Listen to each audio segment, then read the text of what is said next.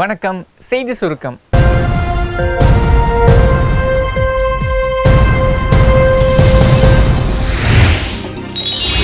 விடுதலை சிறுத்தைகளுக்கும் இந்திய கம்யூனிஸ்டுக்கும் தலா 2 சீட்டுகள். இந்திய கம்யூனிஸ்ட் விடுதலை சிறுத்தைகள் கட்சியோடலாம் பல கட்ட பேச்சுவார்த்தைக்கு அப்புறமா தொகுதி பங்கீடு திங்களன்று இறுதியாச்சு. இரு கட்சிகளுக்கும் தலா 2 சீட்டுகளை திமுக ஒதுக்கியிருக்காங்க. 2 கட்சிகளுக்கும் இடையே 2 தொகுதிகளை பங்கிட்டுக் கொண்டு ஒப்பந்தம் இட்டிருக்கிறோம். எந்தெந்த தொகுதிகள் என்பது குறித்தும் போட்டியிட உள்ள சின்னம் குறித்தும் பின்னர் விடுதலை சிறுத்தைகளின் முன்னணி பொறுப்பாளர்களோடு கலந்தாய்வு செய்து திராவிட முன்னேற்றக் கழகத்தின் பேச்சுவார்த்தை குழுவினரோடு கருத்துக்களை பகிர்ந்து கொண்ட பின்னர் அறிவிப்போம். ஏற்கனவே திமுக அணியில காங்கிரசுக்கு 10 தொகுதிகளும் இந்தியன் யூனியன் முஸ்லீம் லீக், கொங்கு நாடு மக்கள் தேசிய கட்சிக்கு தலா 1 தொகுதிகள் ஒதுக்கப்பட்டிருக்கு. மதிமுக, மார்க்சிஸ்ட் இன்னும் இழுபறியா தாங்க இருக்கு. திமுக அணியில மதிமுக, மார்க்சிஸ்ட் கட்சிக்கு எத்தனை தொகுதி அப்படின்னு இன்னும் முடிவாகல. திங்கட்கிழமை நடந்த பேச்சுவார்த்தையிலும் எந்த முன்னேற்றமும் இது வரைக்கும் ஏற்படல. மதிமுக, மார்க்சிஸ்டுக்கு தலா 2 சீட்டு தான் தர முடியும் அப்படின்னு திமுக தரப்புல சொல்றாங்க. ஆனா மார்க்சிஸ்ட் 3, மதிமுக 4 கேட்கறதுனால இன்னும் பேச்சுவார்த்தையில இழுபறி இருக்கு. எத்தனை பேர் இறந்தாங்க அப்படின்னு கணக்கிடுறதுலாம் எங்க வேலை கிடையாது. இலக்க குறிவைக்கிறது மட்டும்தான் எங்களோட வேலை. பாகிஸ்தானுக்குள்ளேயே புகுந்து ஜெய்ஷ் இ முகமது பயங்கரவாதி முகாம்களை இந்திய போர் விமானம் தாக்கியதுல 200க்கும் அதிகமான பேர் இறந்ததா மீடியாக்கள் சொன்னாங்க. ஆனால் உயிரிழப்பு இல்லை அப்படின்னு பாகிஸ்தான் மறுத்துடுச்சு. எது உண்மை, ஆதாரம் காட்டுங்க அப்படின்னு மத்திய அரசை எதிர்கட்சிகள்லாம் கேள்வி கேட்க ஆரம்பிச்சாங்க.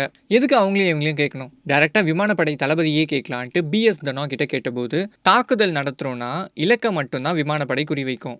அப்படி குறி வச்சதை நாங்கள் செஞ்சு முடிச்சோம். எத்தனை பேர் இறந்தாங்க அப்படின்றதெல்லாம் நாங்கள் கணக்கு பண்ண மாட்டோம்.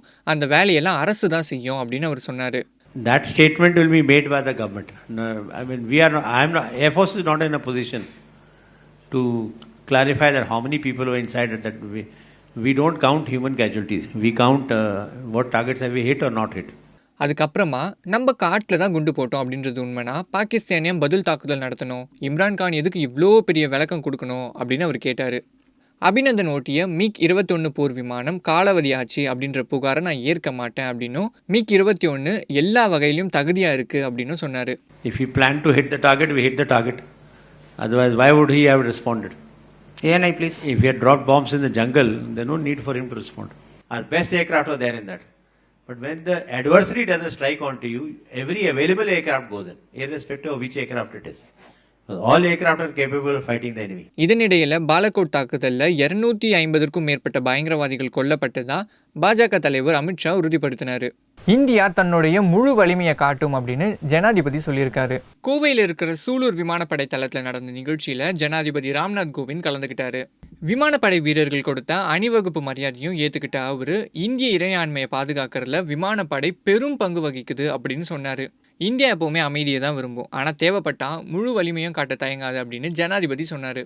Indian Air Force has over the years grown into a modern technology intensive force distinguished by its commitment to excellence and professionalism. Keeping pace with the demands of contemporary advancements, the Indian Air Force continues to modernize in a rapid manner and is in the process of a very comprehensive modernization plan. வீரர்களுக்கு 110 கோடி நிதி.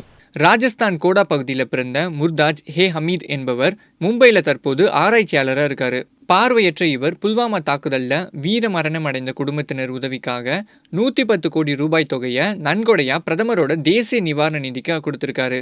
நாட்டுக்காக உயிர் தியாகம் செஞ்ச வீரர்களோட தியாகம் ஒவ்வொரு இந்திய குடிமகனோட ரத்தத்திலையும் கலந்திருக்கு.